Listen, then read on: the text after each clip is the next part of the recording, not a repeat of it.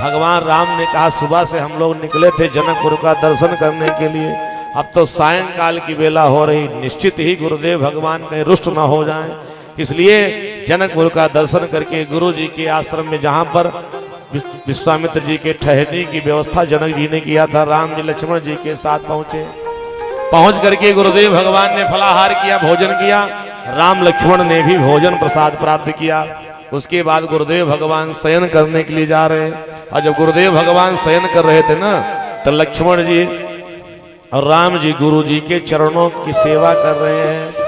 गोस्वामी जी ने बढ़िया सुंदर पंक्ति प्रस्तुत किया। मुनिवर शयन कीन तब जाई, मुनिवर शयन कीन तब जाई, मुनिवर शयन कीन तब जाई, मुनिवर शयन कीन तब जाई, मुनिवर शयन कीन तब जाई, लगे चरण चापन दो भाई, लगे चरण चापन दो भाई, लगे चरण चापन दो भाई। गुरुदेव भगवान शयन किए, राम जी लक्ष्मण जी के साथ गुरुदेव भगवान के चरणों की सेवा कर रहे हैं। सेवा करते करते करते करते बार बार गुरु जी कहते, आदेश देते बार बार, राम जी जाओ शयन करो।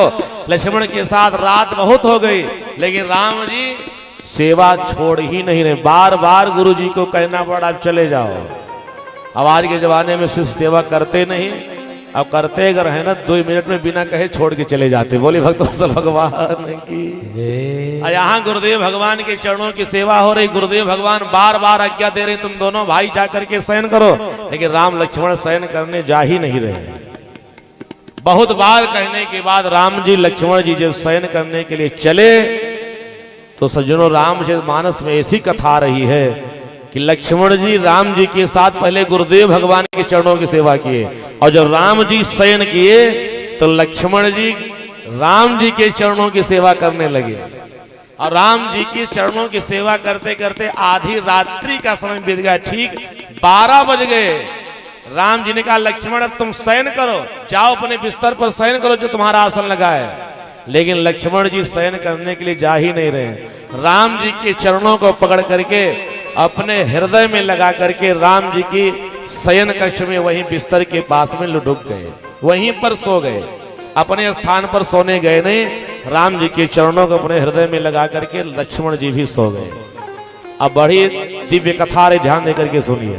सबसे पहले गुरुदेव भगवान सोए, गुरुदेव भगवान के बाद राम जी सोए, और राम जी के सोने के बाद लक्ष्मण जी सबसे अंत में सोए, और सबसे अंत में लक्ष्मण सोए।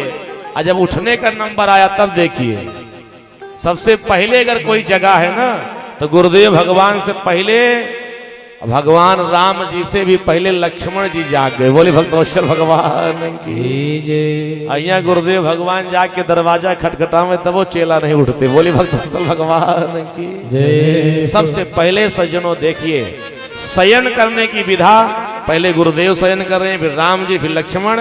और जब उठने की बात आई तो ब्रह्म मुहूर्त में ठीक 3:30-4 बजे लक्ष्मण जी उठ गए। गोस्वामी जी ने लिखा कि उठे लखन निस विगत सुनी, अरुण शिखा धुनि कान, गुरु ते पहले ही जगत पति, जागे राम सुजान, जागे राम सुजान। ये राम कथा हमको आपको सबको शिक्षा दे रही। लक्ष्मण जी पहले उठ गया,